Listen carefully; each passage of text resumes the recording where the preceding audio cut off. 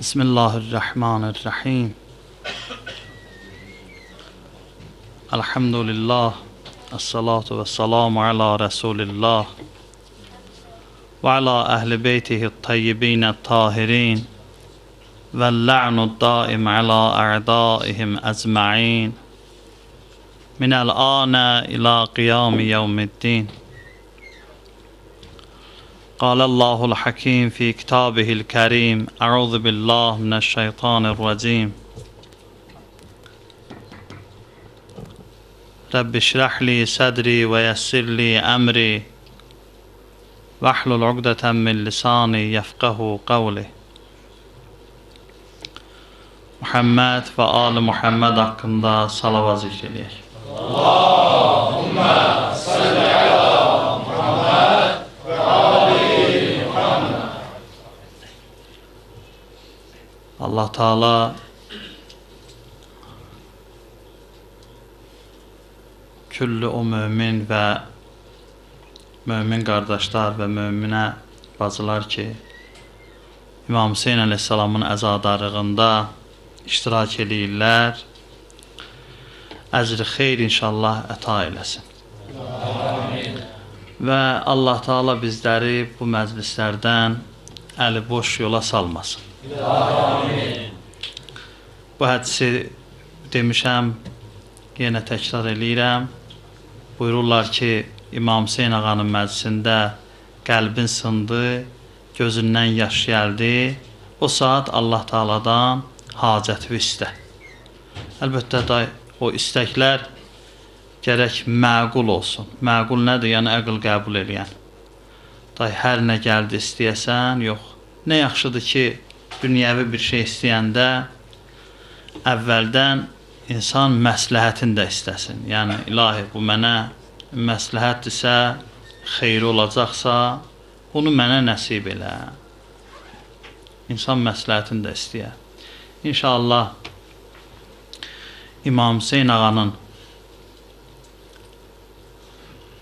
adına olan məclis, əzadarlıq bərəkətlidir. Hər nə istəsək Allah qəbul eləyər. Xüsusən o istək ki, mənəvi istək ola, mənəviyyat çox istəyək. İmam Hüseynin haqqını tanımağı Allah Teala bizə nəsib eləsin inşallah. Bu şeyləri istəyək və dünyamızı da istəsək, halal neymət də istəsək ki, abrımızı, heysiyyətimizi qoruyaq. İnşallah Allah Teala'nın rəhmət qapısı açıqdır, Allah Teala əta eləyər. İnşallah bu gecə imamət haqqında müqəddimə olaraq müəyyən şeylərdən ayələr də olacaq sərsində söhbət eləyəcək inşallah. Və Allah Teala nəsib eləsin, gələn gecələrdə bu söhbətin ardını davam eləyib, imamət Quranda, hədislərdə böyük ağalarımızın, ustadlarımızın kitablarından, yazılarından, təfsirlərdən istifadə edib, çalışarıq ki, inşallah maraqlı söhbətlər olsun və imaməti düşünə bilək, başa düşə bilək imamət nədir. İmam Sadiq əleyhissalam buyurur ki, bizim hədislərimizi mübaliğəli şəkildə yox, olduğu kimi sözlərimizi, özümüzü cəmaata çatdırın. Və din ki fitridir, insanın zehninə uyğundur, fitrətinə uyğundur, Allah Teala göndərib. Və Peyğəmbəri ki Allah Teala göndərib, təbii ki o fitrətlə uyğundur. Və imamət ki bizim əqidəmiz budur, inşallah bu barədə də söhbət eləyəcəyik. Həmin Peyğəmbərliyin davamıdır. Yəni, həm imamət, həm imamətin özü, imamdan olan hədisləri düzgün biz çatdıra bilsək, buyurur ki fitrət onu qəbul eləyəcək. Fitrət nədir? Yəni insanın xilqəti, insanın xəmirmayəsi. İnsan bu cür yaranıb.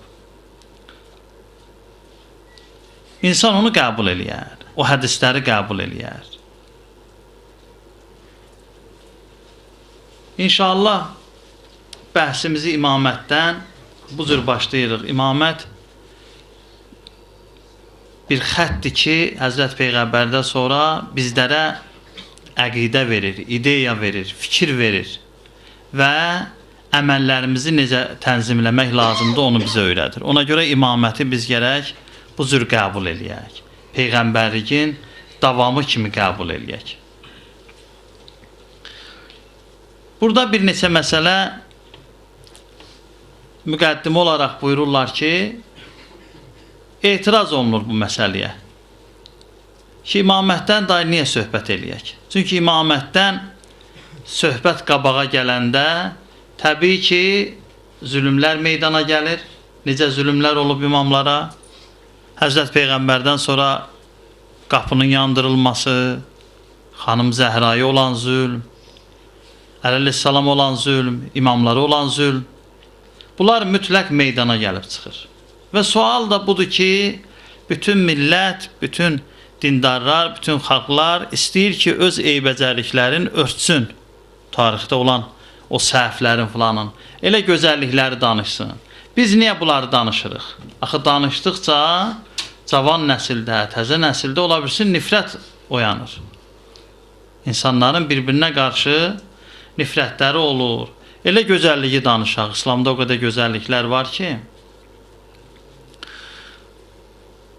buna bir cavab verəcəyik, daha əhəmiyyətlidir.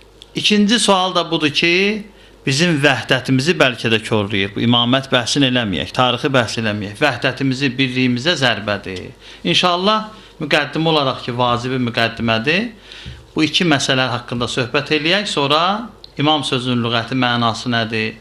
Və İslamda olan firqələr, məzhəblər imamı necə qəbul eləyir? Bu barədə söhbət eləyəcək inşallah. Muhammed və Ali Muhammed haqqında salavat zikr eləyək. Allahümme salli ala Muhammed və Ali Muhammed.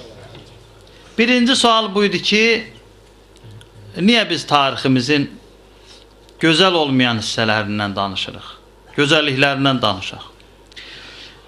Buna bir neçə cavab var. Birincisi budur ki, tarixin ancaq bir tərəfini danışmaq, ancaq gözəlliklərini danışmaq demək, tarixi tənqid eləmək deyil, təhrif eləməkdir.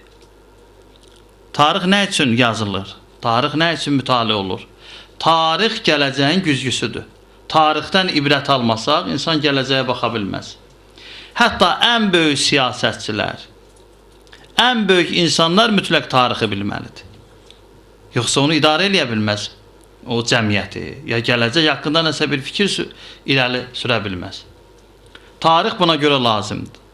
Tarix gələcəyə bir güzgüdür. İnsan baxa, tarixdən ibrət ala. Quran-ı Kərimdə o tarixi hadisələr ki, qeyd olunub, müəyyən qovumlar haqqında, axırda da buyurur ki, fə'təbiru ya ulul əbsar.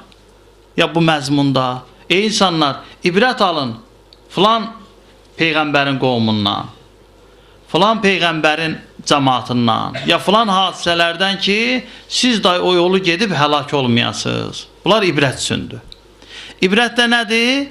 Yəni, baxın, ona oxşayırsınız, halınız ona oxşayırsa, keçin biraz yaxşı tərəfə. Ya yaxşıdsa ondan vəziyyətiniz, şükr eləyin Allaha. Tarix buna görə lazımdır. İndi buyurur, tarixin ancaq gözəlliklərini deyəsən, bəzi o millətlər var, onlar ancaq yaxşılıqların özlərinin qədim olmasın, hər yerin bunların olmasın, ancaq bu məsələləri çəkir qabağa və bütün xalqların, millətlərin də gözündə onlara nifrət gözü ilə baxırlar. Allah lənət eləsin bizim düşmənlərimiz. Mesela ermənilərdə o xasiyyət var, Yahudda bu xasiyyət var. Elə bilir ki, küllə aləm elə bunların nökəridir. Küllə ərazi elə bunların ərazisidir. İddiaları məsələn özlərini. Əgər qorxmasalar dünyanın hamısına iddia eləyərlər. Necə ki, bəziləri iddia eləyirlər. Tarixin yalnız gözəlliklərinə bizim tariximizin, millətimizin, xalqımızın yaxşı hadisələr də olub, xəyanətlər də olub, hər bir şey olub. Ancaq yaxşıların deyəsən, deməli tarixin yarısını biz deməmiş olduq. Bu da təhrifdir, tənqid deyil. Tənqidlə təhrifin mənası budur. Tənqid yəni araşdırırsan, nəqd eləyirsən, çatışmayan cəhətləri deyirsən, oradan ibrət alınır. Təhrif isə onu dəyişdirmək, təhrif eləmək, düzgün xəbər verməmək. Dostluq da belədir, insanlıq da belədir. İnsan gərək içərisi necədir, onu düzgün göstərə. Bir salavat zikr edin, qabağa gəlin, zəhmət olmaz. Allahümme salli ala Muhammed ve ali Muhammed.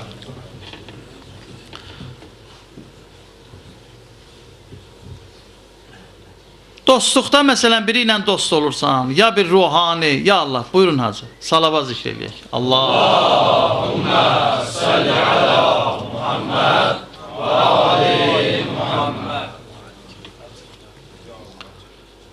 Dost olursan məsələn biri ilə, gərək insan özü nə var, daxili necədir, onun bir az hissəsini göstərə bilsin, göstərsin. Özündən artıq özün göstərməsin. Çünki başqaları mənim üzərimdə hesab açır. Məsələn, hər bir şeyi bildim, bilmədim, başımdan işarə edirəm ki, elə bilirlər, bilirəm, elə bilirlər, daha savadlıdır, daha təqvalıdır, filandır. Cəmaat da mənim üzərimdə, özümdən başlayayım da, mənim üzərimdə fikir edirlər ki, hə, bu filan, məsələn, ruhanidir, filan alimdir, o alim özümə demirəm, ruhani kimi. Filan alimdir, filan, hə, bu bizim bu ehtiyaclarımızı ödəyər, bu cəmiyyətimizə rəhbərlik eləyə bilər, bu cür. Amma baxıb görəndə, iş araya gələndə ki, bunun o qabiliyyəti yoxdur, elə deyir, tamam ümidlər sınır. İnsanların ümidini sındırmaq olmaz. İnsanların daxili mənəviyyatını sındırmaq olmaz. Hələ nə qədər qabiliyyətin var, onun azın gərək göstərəsən. Yeri gələndə, çətinliyə düşəndə ki, ondan da artıq sən özünü göstərdin, qüvvəni göstərdin, onda biraz da iş qabağa gedər. Din daha qiymətli olar. Ona görə tariximizi gərək təhrif eləməyək. Olduğu kimi çatdırasan, göstərəsən, deyəsən. Ya ən azı haqq budur ki, bu cür olmalıdır. Bəzən indi o demək deyil, nəyin var asıb tökəsən, düşmən ondan istifadə eləyər. Biraz ağıllı davranmaq lazımdır ki, adam heç olmasa özü özündə allatmasın. Deyir bir nəfər, indi hər misalı Molla Nəsrəddin üstünə gətirirlər də, yazığın elədi, eləmədi, deyirlər. Cəmaata dedi ki, filan yerdə halva verirlər ihsan. Hamı getdi, indi durublar sıraya, heç orada da ihsan vermirdilər. Bu özü də getdi, durdu sıraya. Sonra bilindi ki, yalandır, ihsan vermirlər filan. Dedilər, eybi yox, day Allahdan gəldi, sən niyə durmuşdun sıraya? Sən ki bilirdin bu yalandır. Dedi, vallah, cəmaat elə qaçdı, özüm də inandım. Elə getdi, durdular sıraya ki, özüm də inandım ki, orada həmin işi verir. Bəzən insan öz tarixi ilə, özü ilə, şücaəti ilə filan o qədər danışır, öz-özünü alladır. Elə deyirsən axı. Elə deyir, insan gərək özünü allatmaya. Xülasə, biz ki, məsələn, ancaq İslam tarixinin gözəlliklərindən danışaq, belə fəth oldu, belə oldu və o birisi o çirkinliklərdən danışmasaq və oradan nəticə almasaq, bu tarixi təhrifdir, tənqiddir, təhrifdir və bu da zərərlə zərərə gətirib çıxardar. İkinci məsələ budur ki, nəinki İslam tarixində, bütün o millətlərin tarixində heç bir millət mələk sifətdir. Ki, günahsız olsun, qeyri-müsəlmandır, məsələn, günahsız olsun filan. Hamının azdan çoxdan günahı var və yaxşılıq və pislik nisbidir. Biz ki, deyirik, İslamda gözəllik var, o deməkdir, nəinki İslamın özündə, ha? Yəni, insanın müsəlmanları deyək. O deməkdir ki, bizdə çirkinlik yoxdur, bizdə nahaq iş yoxdur, zülüm yoxdur, amma nisbətən müqayisə eləyirik, onda tarixin gözəlliyin, pisliyin danışırıq ki, yox, bizim tarix, İslam tarixi daha gözəldir. Müqayisə ilə, nisbi şəkildə.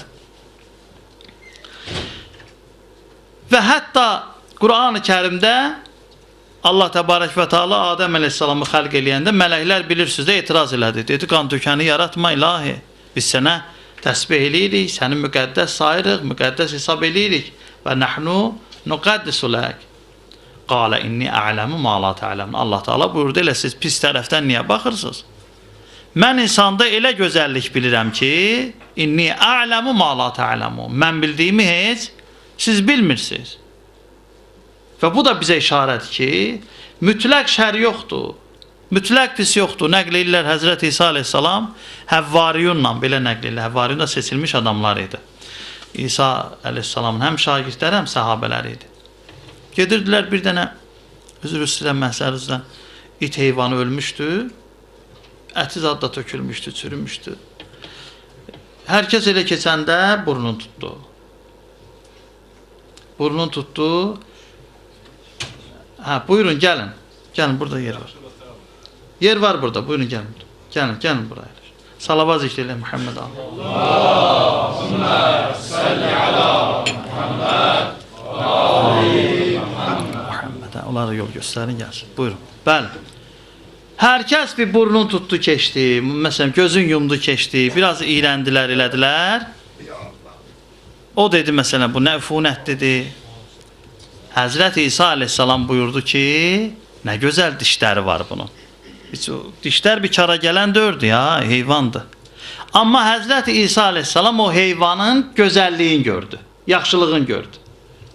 Adam var, ancaq danışır, bədbin şəkildə, ancaq pislikləri deyir, mütləq pis yoxdur, bir yaxşı cəhət də var, yaxşı iş də var. Gələk yaxşılığa da baxasan. Bəli, yaxşılığın da o qədər elə yaxşılığı deməyəsən ki, gətirib yaltaqlığa çıxarda. O cürdə yox. Biraz insan zirəng ola. Biraz düzgün təhlil eləyə, ya Allah. Hazır buyurun.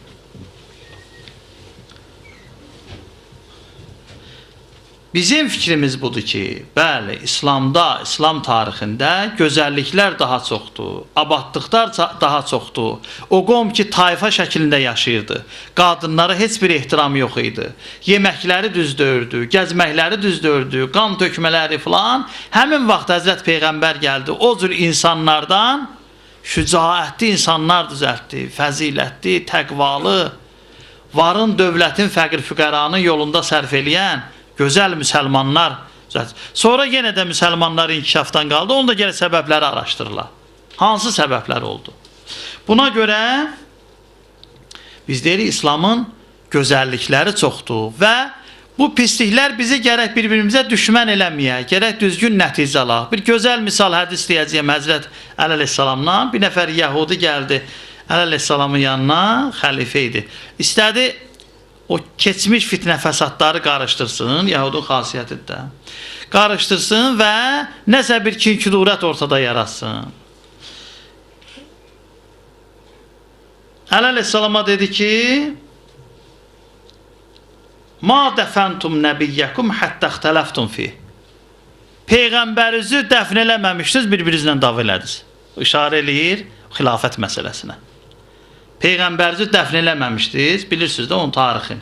Həzrət Peyğəmbər ki, dünyadan getdi, Əli əleyhissalam məşğul idi, ağlayırdılar, məşğul idi kəfəninə, qüslünə, namazına. Burada da bir dəstə özü üçün xəlifə seçirdi ki, sonra da xəlifə oldular növbəyinə.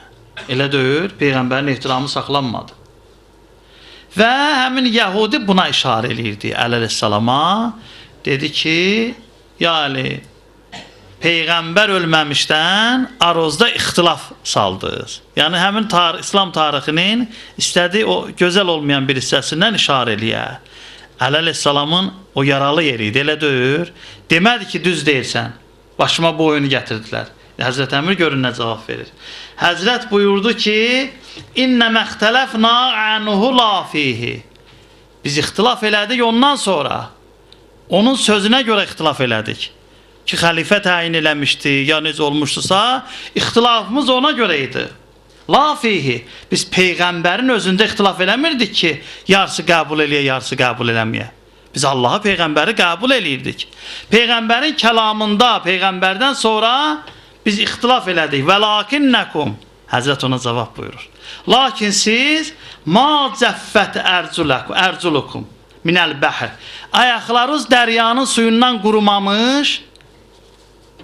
Qultum li nəbiyyikum. Peyğəmbərizə dediniz ki, icəllənə ilahən kəmə ləhum alihə. Bizə Allah düzəlt, necə onların Allahı var. Hadisə də bu cür idi.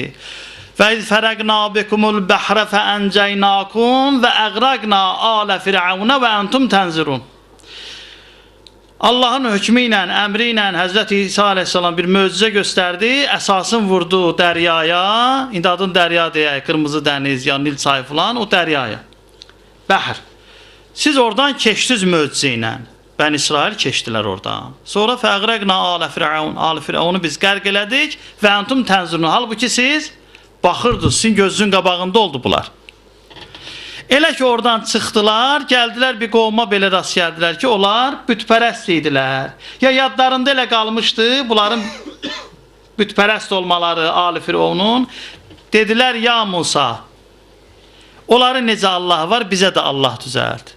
Təzə bunları imana gətirib, təzə gözlərin qabağında möcüzə göstərib, Allah yoluna gətirib bunları. Dedilər ki, ya Musa, necə onların Allahı var, bizə də Allah, gözümüzlə görək Allahı, görək iman gətirək. Bu cür qovm idi Yahud. Fəqalə innəkum qovmun təçəlun. Həzrət Musa aleyhissalam da dedi ki, nə cahil qovmsuz siz, nə cəhalətdə olan qovmsuz. Aleyhissalam necə cavab verdi? Buyurdu ki, biz Peyğəmbərin özündə ixtilaf eləmədik, Peyğəmbəri qəbul edirdik.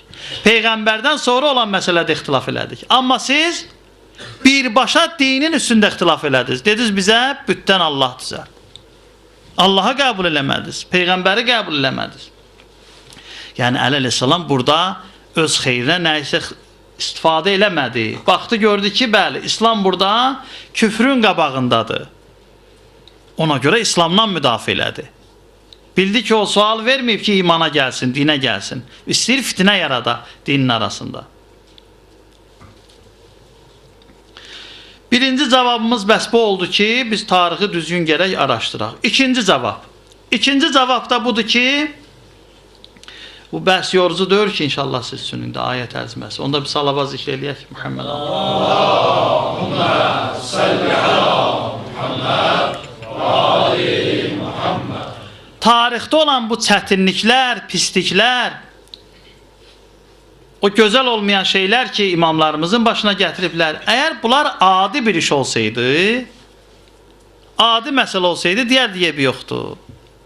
Bir nəfər, iki nəfər, da indi ölməli idi, biraz tez öldülər, ya şəhid oldular filan. Da buna ixtilaf yaratmayaq. İnşallah Allah özü hökm eləyər. Məsələ imamətdir, rəhbərlikdir. Cəmiyyətin rəhbərliyidir, müsəlmanların xoşbəxtçiliyidir.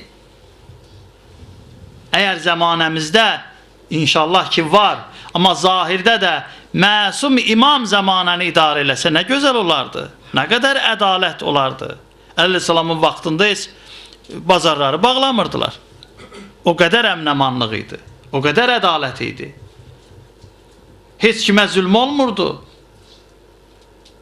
Ya Həzrət Əmrin ədalətindən, gözəlliyindən, ya da şəmşirinin qorxusundan. Çünki Quran-ı Kərim də behişti vədə verir, xoşbəxtçiliyi vədə verir. Bu tərəfdən cəhənnəmi də gətirir ki, adam oluna, olmasa cəhənnəm də var.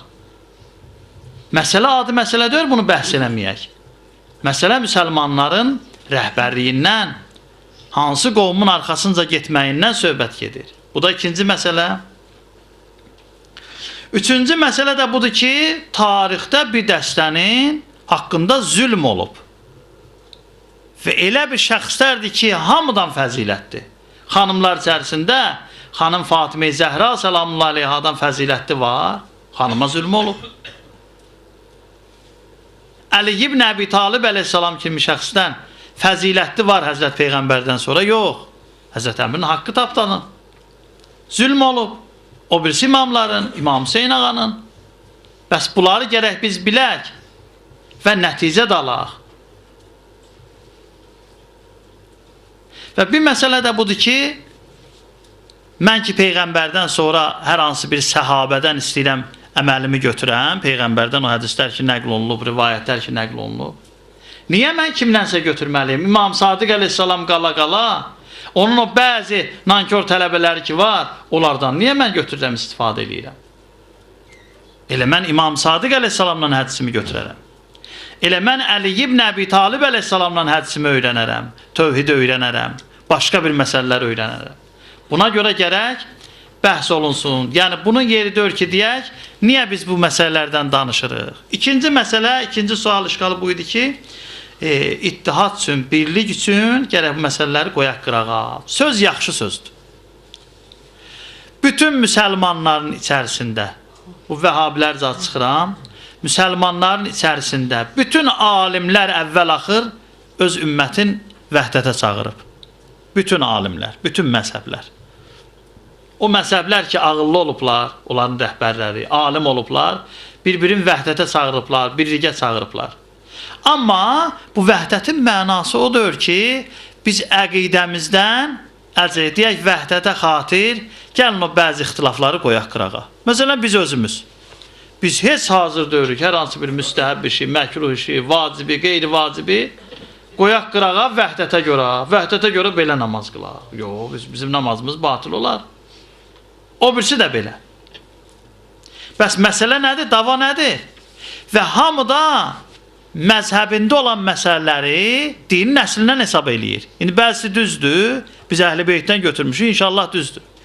Bəziləri də özləri düz hesab eləyir, özləri üçün.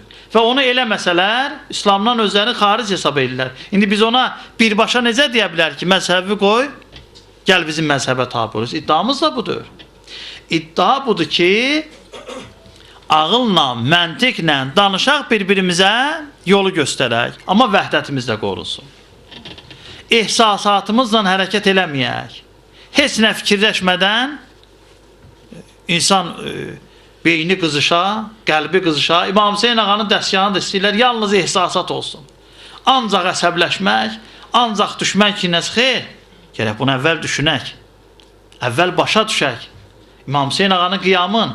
Bəlkə də o etirazlar ki, İmam Hüseyin ağa eləyirdi ümmət üçün elə özümüzdə də var. Yəqin ki, bəzi şeylər var. Bəzi əməllərimiz düz deyil. Özümüzü gərək düzəldək.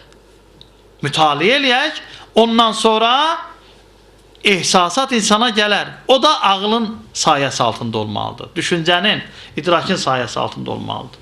Və bütün bunlardan məqsədimiz biz imamlarımızı istəyirik tanıyaq. İmamlar ki, Həzrət Peyğəmbər sallallahu aleyhi və səlləm, hətta Yezid kimi məlun, İmam Səccad əleyhissalam ki, çıxdı mənbərdə söhbət eləyə, dedi ki, Peyğəmbər elmi bunların ağzına qusub. O bəzi quşlar var, indi tərcümədə o cür deyirlər də, bəzi quşlar var, onlar özləri yeməyi yeyirlər, həll olur, ondan sonra qaytarırlar, balalarına verirlər ağızlarından.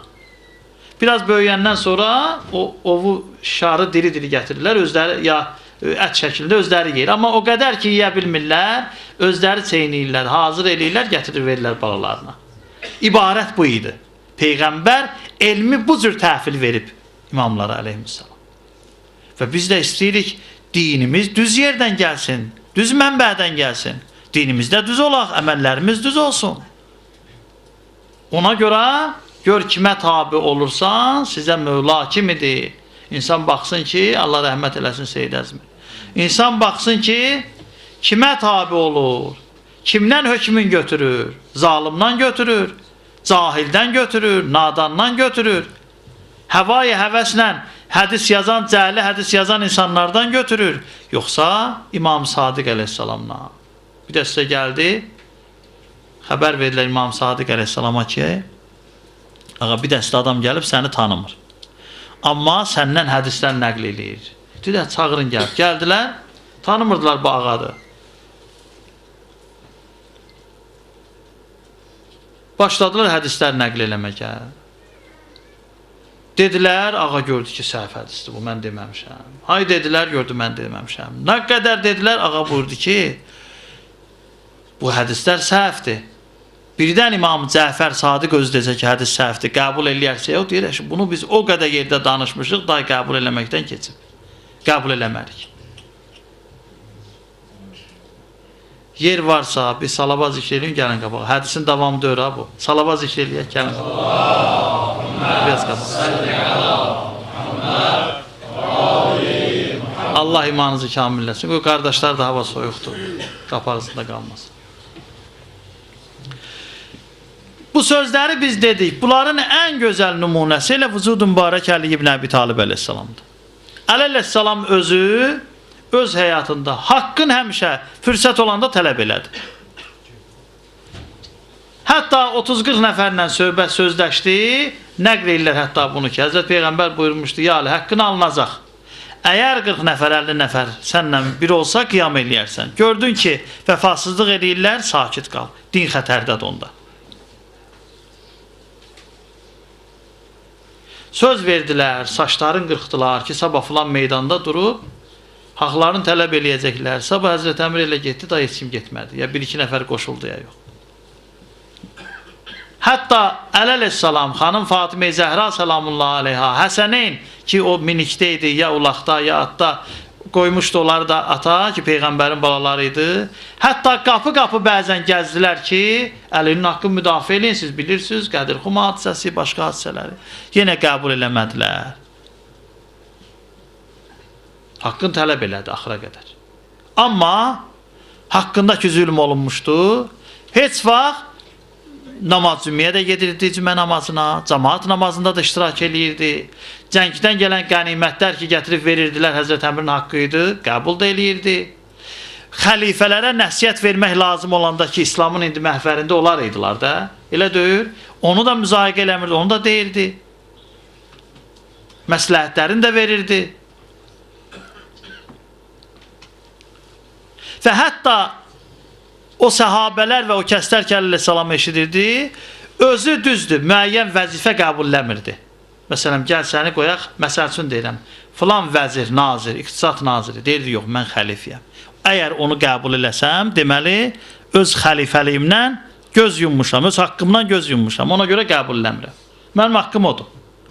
Amma istədiklərin ətrafında vəzifələrə, Həzrət Salman kimi, hamısına onlara deyirdi, məsləhət edirdi ki, gedin. Həmrəy olun ki, İslam qabağa geçsin.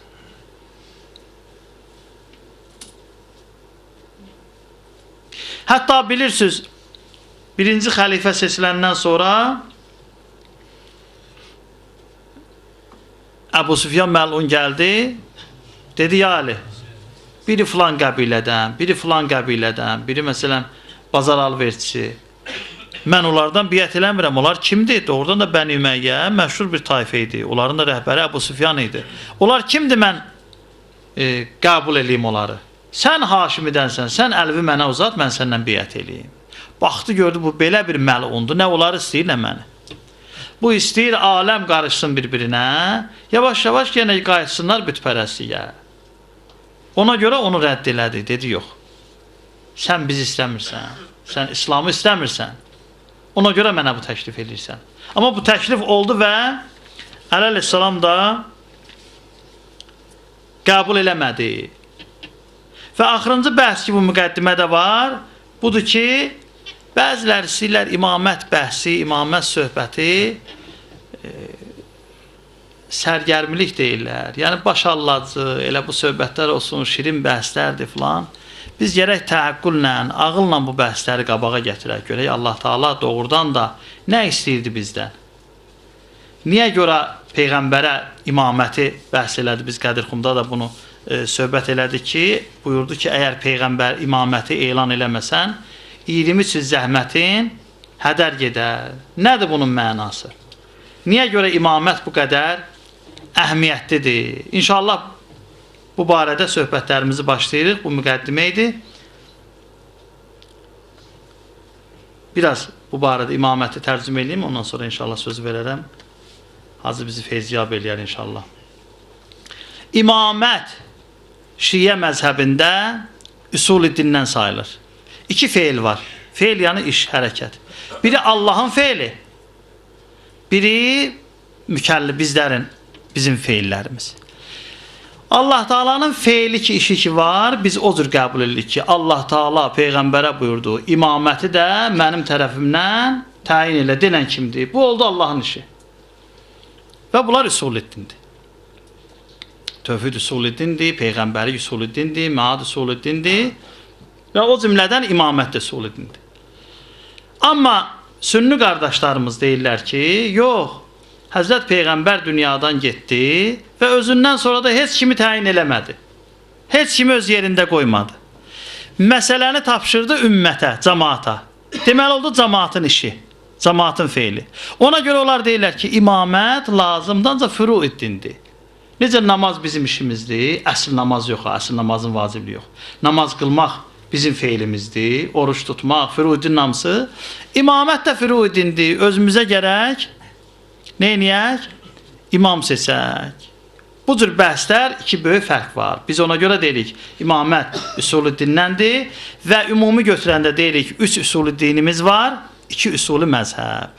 Üsul-i-din, tövhid, nübüvvət, məad. Üsul-i məzhəb, ədl Allahın ədalət sifəti ki, bəhsi genişdir. Gərək onu xüsusi bəhs eləyək. Ədl nə deməkdir? Və imamət. Biz 5 üsul dini qəbul edirik. 3-ü üsul din, 2-si üsul məzhəb. Məzhəbimizin üsulundandır. İmamət bəhsində budur. İmam nədir? İmam sözünün mənası qabaqçıl rəhbər deməkdir. Öz-özünə imam sözü müqəddəsdir. Öz-özünə. Tərcüməsini götürəndə imam rəhbərə deyirlər. Quran-ı Kərimdə də hətta buna misal var. Buyurur ki, və cəalnahum əimmətən yəhdunə bi əmrinə. Biz onları imam qərar verdik ki, cəmaatı hidayət eləsinlər bizim əmrimizlə. Yəhdunə bi əmrinə.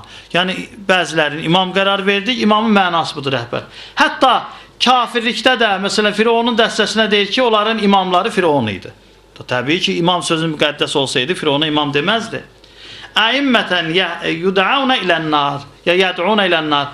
Bəzi imamlar var ki, insanları ateşə çağırır. Yəni, imam sözünün öz mənası rəhbər deməkdir. Bəzilərinə, məsələn, imam deyirdilər, imam filan kəs, hətta şübhə yarandı, çox böyük şübhələr oldu. İndi biz cavanlarıq, yaşlıların içərisində, yəni bizdən qabaqçıları mənim yadıma gəlir. Onlar deyirdi ki, necə ola bilər? 13-cü imam özünü elan edib. İmam sözün başa düşmür ki, filan inqilabın imamı, filan hərəkatın imamı, İmam Şamil, məsələn, eşitmişik də, elə deyil. Yəni, o inqilabın, o hərəkətin imamı, yəni rəhbəri. Nəinki 13-cü imam. 12 imamın müştehidi, mərcəyi özünü 13-cü imam elan eləyər. Yəni, bizi qədər düşünmür şəriəti. Deyər mən 13-cü imama. İmam yəni bu mənadadır. Burada bir gözəl bəhs var. Bu bəhslə biz imaməti dərk eləyəcəyik. Amma bu bəhsdə elə belə adlarını deyirəm ki, əsas bəhsli qoy parakəndə olmasın. Çünki vaxtımız artıq məhduddur. Bu peyğəmbərliyin şuunatından, işlərindən gəlib çıxacaq imamətə. Bu nədir? Peyğəmbərə Allah Taala bir neçə vəzifə vermişdi. Bir neçə vəzifəsi vardı Peyğəmbərin. Birinci vəzifəsi risalət idi, peyğəmbərlik idi. Yəni, Allah Taaladan əmri ilə, o mələklə vəhiy alırdı və cəmaata çatdırırdı. Özündən də heç bir ixtiyarı yox idi. Bir şey artıra, əskildə. İzah eləyərdi, şərh verərdi. Da şərhi ayə sayılmazdı. Özündən heç bir ixtiyarı yox idi. Allahın əmrin yerinə yetirirdi. Allahın göstərişin cəmaata çatdırırdı. Və bu barədə də Allah Taala buyurur ki, Euzubillahimineşşeytanirracim. Ma atakumur rasul fəxuzuh. Peyğəmbər sizə nə deyirsə onu tutun, ona əməl eləyin və ma nahakum anhu və ma enhakum anhu ya nahakum anhu fəntahu. O şeydən ki, Peyğəmbər sizi nəhy eləyib, inkar eləyib, ondan uzaqlaşın. Həmin bu ayə idi. Quran-ı Kərimin ayəsinə görə Allah Taala təsdiq edir ki, Peyğəmbər sizə ayələri deyəcək, göstərişləri verəcək. Məsələn, namaz.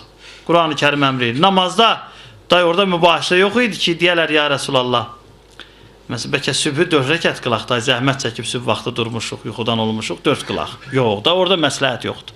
Allah buyurur, namaz bu cür qılınsın, oruç tutulsun. Bunlar Allahın əmridir. Burada da məşvərət olmazdır. Peyğəmbərin ikinci işi,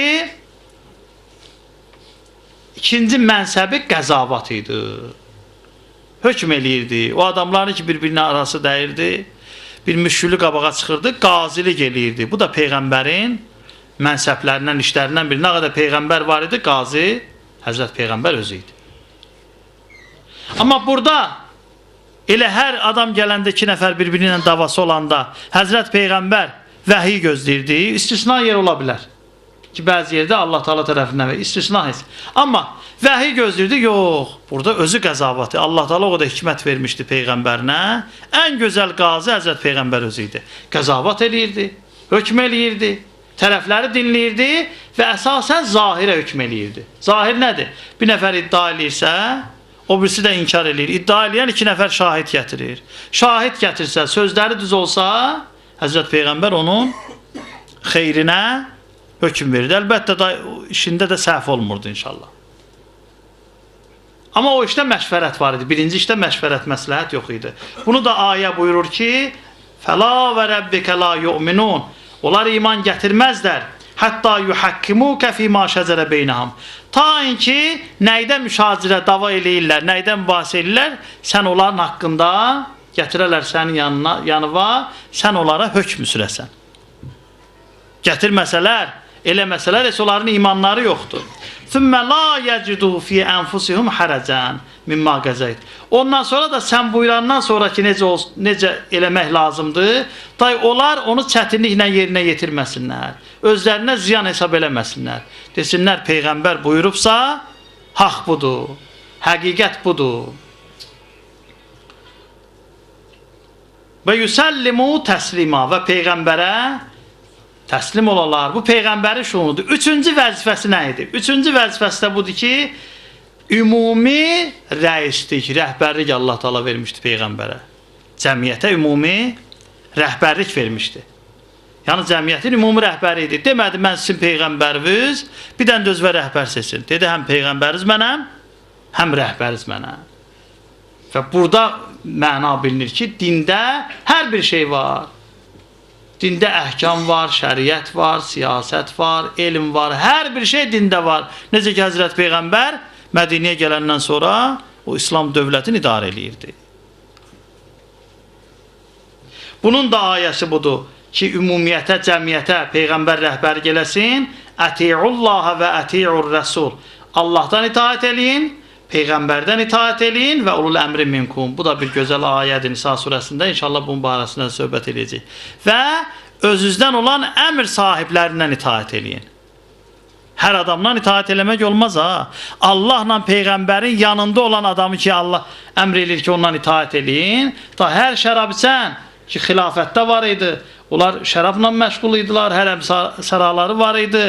Hər işlərlə məşğul idilər. Hətta namazı da Bəni Üməyə xəlifələrindən biri idi. Namaza kənizin göndərmişdi. O qədər içkili idi, o qədər məlun idi. Kənizi göndərdi ki, get cəmaata namaz qıl.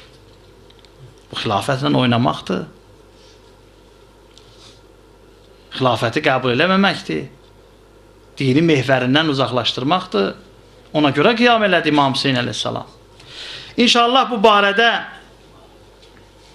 söhbətimiz indi bunu başlasam imamətin başqa tərəfləri söhbətimiz para qalar. İnşallah sabah çox xülasə 5 dəqiqə ərzində bunları inşallah deyəcəyəm və sonra imamət haqqında bəhsimiz olacaq inşallah. Maraqlı bəhsi ki, imamət nədir? Ki, bütün İslam aləmində imaməti güya, yəni şəxsləri əleyhissalamı, İmam Həsən, İmam Hüseyin ağanı qəbul eləyirlər və iddiaları da budur ki, biz onları sevirik. İndi baxaq görək, iddialarında nə qədər doğrudurlar? İmamətin mənası nədir? İmamət nəyə deyilir? İnşallah bu barədə söhbət eləyərik. Və imamət belə bir vəzifə də Allah Taala tərəfindən təriflərini oxuyacaq ki, İmam Hüseyin ağa kimi bildi ki, İslam xətərdədir.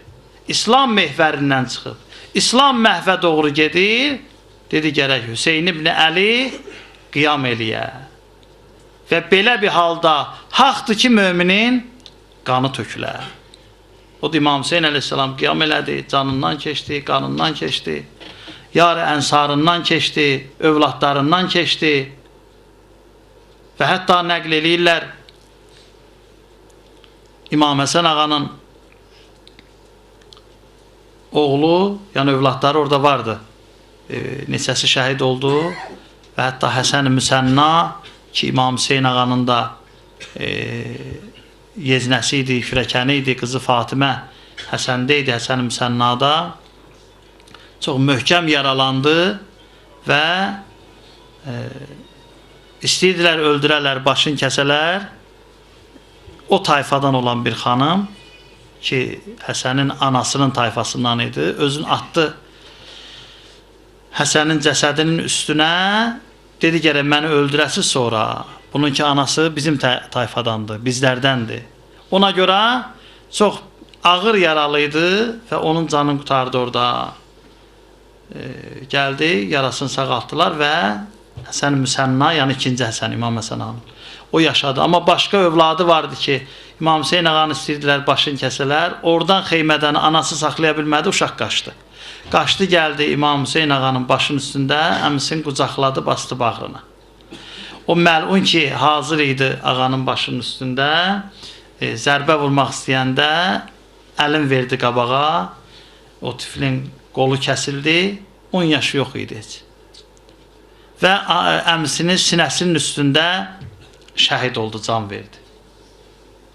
Bir neçə belə məsələlər nəql edirlər və onlardan biri də Cənab-ı Qasım əleyhissalam idi. Cənab-ı Qasım İmam Həsən ağanın oğlu idi. Amma o ki orada toy məsələsi, hətta Kərbəlanın özündə də Allah hamımıza nəsib eləsin, müəyyən bir güşə, Hacı mənim yadımda olan, bilmirəm sizin də yazsınız, müəyyən bir güşə, ərus otağı kimi belə bir şey, nəysə. Amma alimlər, mühəkkiklər yazır ki, əvvələ çox sürətlə bütün cəryanlar baş verirdi. Çox sürətlə keçirdi. Şəhadət filan. Burada toy məsələsinin ki bir nəticəsi də yox idi, orada bir mənası da yox idi. Orada məsələn toy olsun filan, bu şeylər yox idi. Ona görə həm də Cənab-ı Qasım əleyhissalamın yaşı o qədər deyildi.